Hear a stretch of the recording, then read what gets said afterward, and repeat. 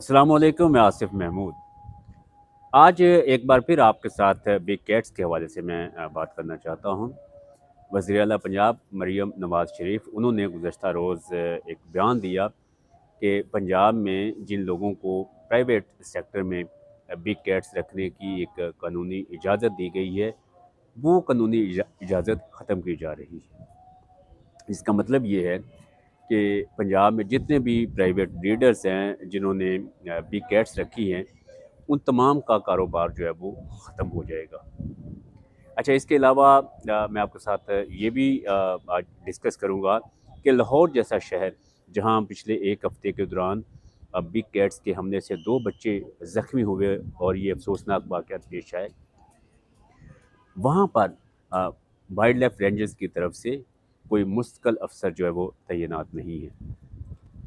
तो पहले बात करते हैं ये जो वज़ीर आला ने बयान दिया है, इसी के ऊपर मैं बात करता हूँ। देखिए, इस वक़्त जो पंजाब वाइल्ड लाइफ के अपने अदाद-ओ-शुमार हैं, वो ये बताते हैं कि 587 बिग कैट्स जो है वो डिक्लेयर की गई थी। तकरीबन ये कमो-बेश कोई 180 या 90 के करीब ब्रीडिंग फार्म्स हैं। ये वो तादाद है जिन्होंने खुद डिक्लेयर किया जी कि हमारे पास इतनी बिग कैट्स हैं। लेकिन मेरा ख़्याल है कि असल तादाद इनसे ज़्यादा हो सकती है। कमोबेश पूरे पंजाब में अगर हम सरकारी चिड़ियाघरों की भी बात कर लें, तो कोई 700-800 के करीब बिग कैट्स हैं। अच्छा, अब अगर ये कारोबार आपने जो इनको बिग कैट्स की ब्रीडिंग की एक कानूनी इजाज़त दी हुई है, ख़त्म कर देते हैं, तो इन बिग कैट्स का क्या करेंगे? क्या वाइल्ड लाइफ के पास इस सवाल का कोई जवाब है? इनके पास इनके पास तो जो अपने सरकारी चिड़ियाघर हैं, सफारी पार्क है, वहाँ पे कैरिंग कैपेसिटी नहीं है। बहावलपुर चिड़ियाघर जो है वहाँ पे बड़ी तादाद में बिग कैट्स मौजूद है। सफारी पार्क में थी, लाहौर चिड़ियाघर में थी, जिनसे बड़ी मुश्किल से इन्होंने उनकी तादाद जो है वो कम की है, अखराजात जो है वो कम किए, चूँकि एक बिग कैट्स का जो गोश्त का खर्चा है वो 7-8 केजी है।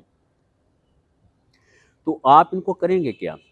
अच्छा जी, पहले इन्होंने ये कहा जी कि आप बिग कैट्स रखने के लिए जो है ना वो आपको इस तरह की हाउसिंग बनानी पड़ेगी जो एक इंटरनेशनल ऑर्गेनाइजेशन के जो एक एसओपीज़ हैं वाइज़ा के, उसके मुताबिक हाउसिंग बनानी पड़ेगी। नोटिस दिया गया जी कि ये करें, और कुछ लोगों ने शायद उसके ऊपर काम भी किया, इंस्पेक्शंस भी हुई, लेकिन वो काम मैं समझता हूँ जब वो सेक्रेटरी साहब चेंज हुए, तो वो काम भी जो है वो ठंडा पड़ गया। अब ये जो शेरों के हमले के 2 वाक़यात पेश आए, तो उसके बाद महकमा दोबारा मुतहर्रिक हो गया। क्रैकडाउन शुरू हो गया। कोई बताया जा रहा है कि कोई 59 के करीब बिग कैट्स जो हैं वो रिकवर कर ली गई। और दिलचस्प बात ये है कि ये जो बिग कैट्स रिकवर की गई, उनको रखा कहाँ पे गया?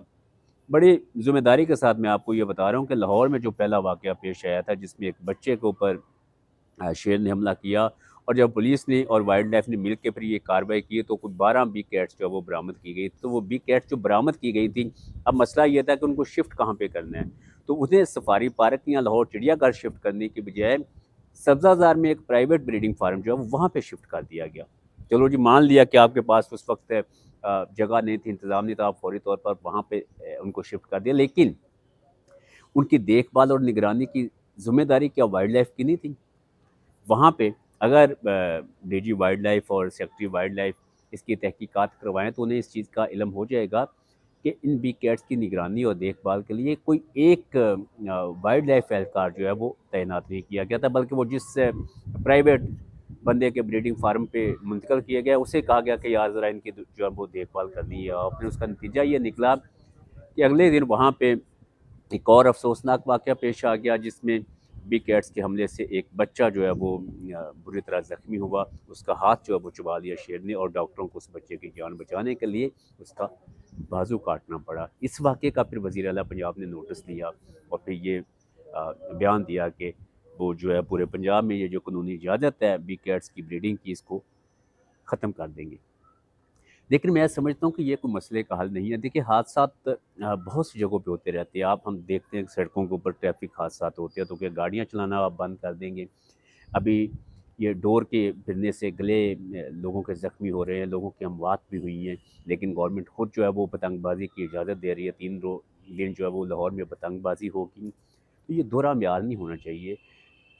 बी कैट्स के हमले से अगर कुछ लोग ज़ख्मी हुए तो ये इंतहाई अफ़सोसनाक है। तो हमें उन चीज़ों को रोकने की ज़रूरत है, जो एसओपीज़ बनाए गए हैं, उन पर अमल दरामद करने की ज़रूरत है, ना कि लोगों का जो करोड़ों रुपया उन्होंने इसके ऊपर इन्वेस्ट किया हो, वो आप उसको बिल्कुल जो है वो ख़त्म कर दें।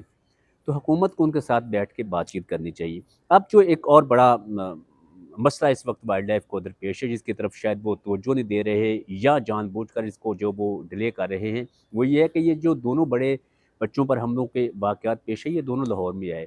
सबसे ज़्यादा ब्रीडिंग फार्म भी लाहौर में हैं। लेकिन लाहौर में जो deputy chief wild life rangers की पोस्ट है, उसके ऊपर कोई मुस्तकिल बंदा तैनात नहीं है। ये एडिशनल चार्ज दिया गया है लाहौर सफारी ज़ू के डायरेक्टर को। अदनान बिरक साहब बहुत मेहनती आदमी है, बड़ा अच्छा काम करते हैं, लेकिन वो भी इंसान हैं। उनका एक पाँव सफारी ज़ू में होता है और दूसरा सांदा रोड में जो दफ्तर है उनका वहाँ पे होता है। क्योंकि अक्सर तो वो सफारी ज़ू में ही होते हैं, चूँकि वहाँ पे हुकूमत ने अरबों रुपया खर्च किया है और अब वहाँ पे बसंत मनाने भी जा रही है, तो उनका ज़्यादा फ़ोकस वहीं पे होता है, सफारी ज़ू में होता है, वो ज़्यादातर वहीं पे होते हैं।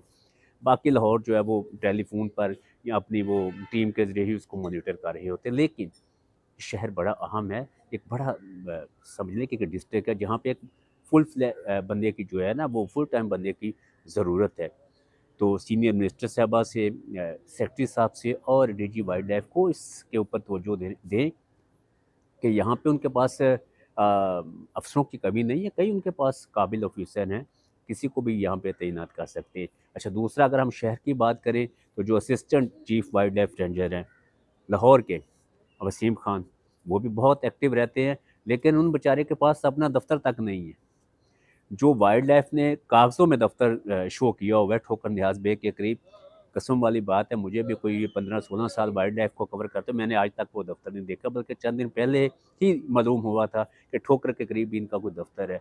लगता ये है कि वो सिर्फ़ कागज़ों में दफ़्तर है, जिस तरह ये हम भूत स्कूल सुनते थे, इसी तरह का ये कोई दफ़्तर है, जिसके अखराजात कोई बताए जाते हैं कि 0.5 मिलियन हैं। बजट उसके लिए मुख्तस है, लेकिन अमली तौर पर वो दफ़्तर मौजूद नहीं है। अगर होता तो कम अज़ कम वहाँ वो किसी के इल्म में ज़रूर होता। तो एक तो इसके लिए दफ़्तर की ज़रूरत है, दूसरे नंबर पे लाहौर के ऊपर एक बंदा तैनात करें और तीसरी चीज़ ये है कि ऐसा नहीं होता कि आप पहले लोगों को एक कारोबार करने के लिए एक टाइम फ्रेम दें, उन्हें बताएँ कि आपने ये काम करना और फिर लगता आप ये फ़ैसला कर दें कि ये काम गैर कानूनी है, ऐसा पूरी दुनिया में नहीं होता। आप उन लोगों के साथ बैठें जो ब्रीडिंग फार्म कर रहे हैं बी कैट्स की और इस मसले का कोई बेहतर हल निकालें ताकि शहरी भी महफूज रह सकें और जो लोग ये कारोबार कर रहे हैं, उनका काम भी चलता रहे।